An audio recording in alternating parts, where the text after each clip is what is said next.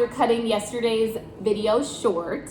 Little Zara needed some extra attention and we were unable to complete our video or our lesson and discussion on today or yesterday's special person in Black History. So yesterday we started out by doing a coded message. So we used a code, a decoder, so letters that correspond or go back to different symbols. So you could use those symbols to write a message, and the only person who would be able to figure out what that message was is if they had the code to decipher it. Today we're going to be doing another way to write a secret message using lemons, Q-tips, and half a pieces of paper. Some paper, and then also kids, you want to make sure you get your parents to help you with this part because you might need some heat. You don't have to use fire. Fire is one source of heat that you can use, and if you choose to do that, you have to have a grown-up help you. So do not try this part by yourself. Yes. If you don't want to use fire, you can use a light bulb if you can get close to a light bulb and it gets hot enough, but you need a heat source. So we're probably going to try the light bulbs that are right above us, and also some fire that I'm going to handle. And Ava's not going to touch the fire. Yeah, and will will the stove work? The stove might work. You just need some heat. Mm-hmm. So any kind of heat. It doesn't matter what kind of heat. It just has to be heat. Okay. So what we're going to start by doing is we're going to each take a slice of lemon and we're going to squeeze it over our little cup here and get the juice inside. You want to catch as much juice as possible. So go ahead and squeeze it. And it might help if you take the edges like this and squeeze like that. So then all the juice comes out and it goes like straight down into the cup. If you put your fingers in the middle, it might get a little messy. But do the best that you can. And we're just gonna put a little bit, we're gonna squeeze as much as we can into the cup. How much? I don't want too much to get onto my paper because we're gonna use the Q-tips and dip them in the lemon juice, and then we're going to use that Q-tip like a pen or a pencil, and we're going to write something. We could draw pictures, we could write words, and when we write on the paper, the lemon juice won't really show up what we put on the paper. So when we hold it up to our heat source, the light bulb, the fire, the heat from the stove, it should heat it to turn it into like kind of more of a brown color, and we should be able to see what was on the paper. And think about something that you might want to write that I know. Okay, so then you'll take let me dry this off because we don't want to get a bunch of lemon juice on the rest of the paper because we only want the lemon juice where we want the message to show. So maybe get a tiny bit more. You have to remember the last place that you left off writing so you don't go over it. Ava started writing her message. I'm going to take my Q-tip and I'm going to write a message too. You don't want it to be dripping too much because you don't want to make a big mess on the paper, but you want to have enough on there so that you can write with the liquid, the lemon juice. So I'm going to write on mine too. Do you know what I'm writing? I don't. Good, because we're not supposed to know what each other's writing. I think I'm all done, but I'm going to see if I can let my message dry a little bit because it is still a little wet. And so I want it to dry, and then we will hold it up to the heat and see what happens when we do that. Yeah. Why don't we check out the secret messages that we made? Yeah. We had to wait for the lemon juice to dry. So yes. We're going to check out the secret message and see. I know. And see if we put heat to it, what happens. So first, how about we start with, let's try the light so we can maybe avoid the fire. Okay, so now we're gonna try using the stove because the light wasn't as hot as we wanted it to be, so it didn't really do anything, and we probably were gonna have to leave that there for a really long time. Yes. So we're gonna try the You're stove. probably gonna have to sleep there forever. Not sleep. So we're gonna try this stove, but just a reminder, Don't do this without your parents. No kids using the stove without a grown-up. So I actually had to set it on the stove for it to just start showing up just a little bit. I've lifted it up now because I didn't want it to burn, but definitely only do this with grown-ups in charge of this part, because it wasn't working until I actually set it down. But so I'm gonna set it down. It's working. Oh my goodness! Look! Take it off. Take it off. Oh my gosh! Look! It's gonna burn. So my message says something that I tell you every night. I love you. What else do I tell you after I say I love you? Love you more. Love you most. Okay, so we did my message already. So now let's do Ava's message, and I'm gonna set it on the stove for her because I don't want her to touch the hot part. So here comes the message. Woo. Okay, we're gonna take that off. It's okay. So now we're gonna take it off. It says Ava Tate and it says Zara Tate and there's 2 stars. That's awesome. So we made our messages just like Josephine Baker made her secret messages, and we did it by using lemon juice and using some Q-tips to write our message, and then we put it over some heat. So you definitely want to make sure you have a grown-up with you to make sure the heat part gets hot enough. So don't do the heat by yourself. They both look so cool. I didn't know we could do that with lemon juice. Pretty cool, huh? And if you don't have lemons or you don't have a grown-up around to help you do the heat part, go ahead and do like a secret message where you make up like different shapes or symbols or smiley faces like this to go with every letter in the alphabet, and then write your own secret message.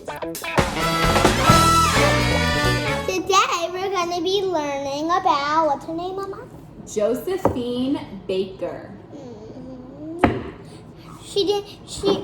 Her name is Josephine Baker, but she doesn't actually bake. She might have actually baked, but that just because that's her last name doesn't mean that that's what she did. So we are using the Little Leaders books, both the more condensed version with less words for more young readers, and then also the Little Leaders Bold Women in Black History that has a lot more detail about each person that they are telling the story about. So I'm going to start, and I'm going to read from the book with more words. So Ava, why don't you listen and we can read and discuss about Josephine Baker.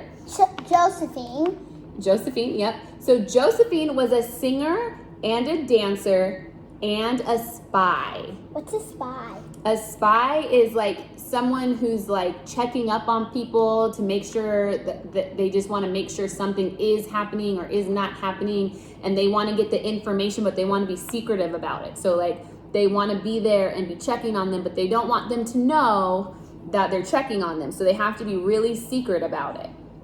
So it's okay if they see them, but they don't tell them. Yeah. So Josephine had an early start in the entertainment business.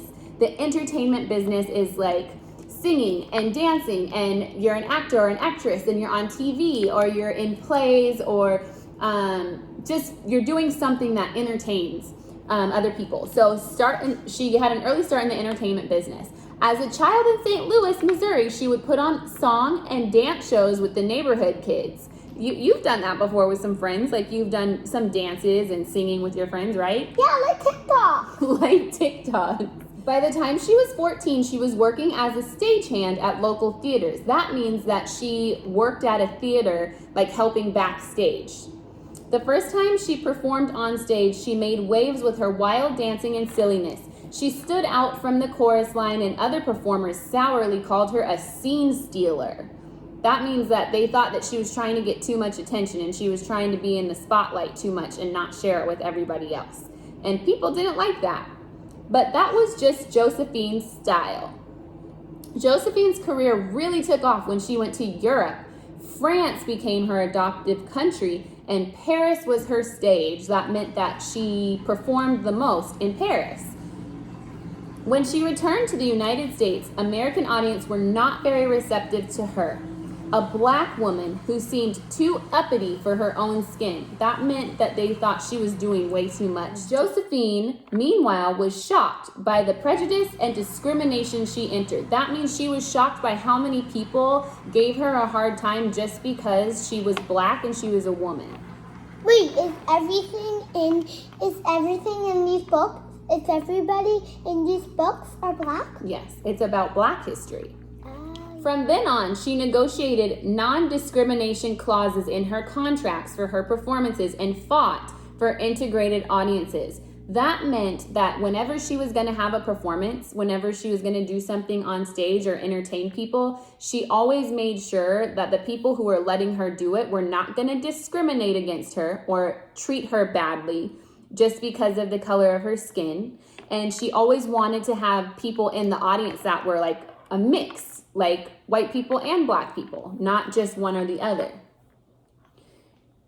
Her fearlessness did not end there. During World War II, Josephine worked for the French resistance, smuggling secret messages in her sheet music and undergarments. So the French resistance is kind of like a fight, but like a fight for where one side wanted something that maybe wasn't so good and the other side was fighting for good things. And so they were trying to make good things happen when other people were maybe trying to make bad things happen. So she was kind of listening in on the bad side. And why was she listening on the bad side? Because she was trying to find out what they were doing and how maybe they could work against the bad people to make good things happen. So she wanted to hear their plans so she could go back and tell other people who were on the good side, and they could, stop the bad people from doing the bad things. So she smuggled secret messages in her sheet music and undergarments. You know what her undergarments are? Like her clothes she wears under her clothes. And she put secret messages. Her sheet music, when you sing or when you play an instrument, you have a piece of paper with different music notes on it and you read it so that you can play the song. And so she used secret messages on those pieces of paper and nobody suspected anything because they couldn't see it. Kind of like what we just did when we wrote with lemon juice, right? In fact, she may have actually used lemon juice. So she put secret messages and then would hand them like her sheet music and nobody would think anything about it, even though she was being able to tell them secrets without anyone noticing. After the war, she was awarded 2 of France's highest military honors. Josephine built a large, loving family with adoptive kids from all over the world. She called them the Rainbow Tribe.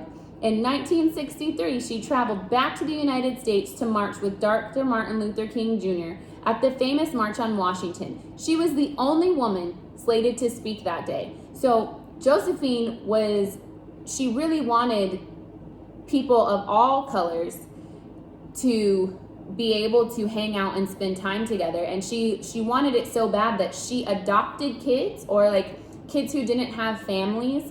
She would take them into her home and she would treat them like they were her own kids, and they were all different colors, so she called them the Rainbow Tribe. And when she went to the March on Washington with Dr. Martin Luther King Jr., she was the only girl that got to speak on the stage, that got to talk. And that was a big deal because a lot of times back then, like, women weren't allowed to really speak their mind. Josephine was never one to fall in line. She always stood out and she made her own way. She was a brave woman who was so much more than just a performer. So being a performer and singing and dancing is exciting and it's fun and it definitely entertains people, right? Yeah. Like, you like to sing and you like to dance and you like to entertain, right? Mm-hmm. But she was more than that. Like, we aren't just one thing, right? Mm-mm. So she also, was a spy and she helped the good side. Yes. During that yeah, fight. That's why she was on the bad side to tell the people when the bad people weren't looking, to tell the good people to make a plan what to do to the bad people.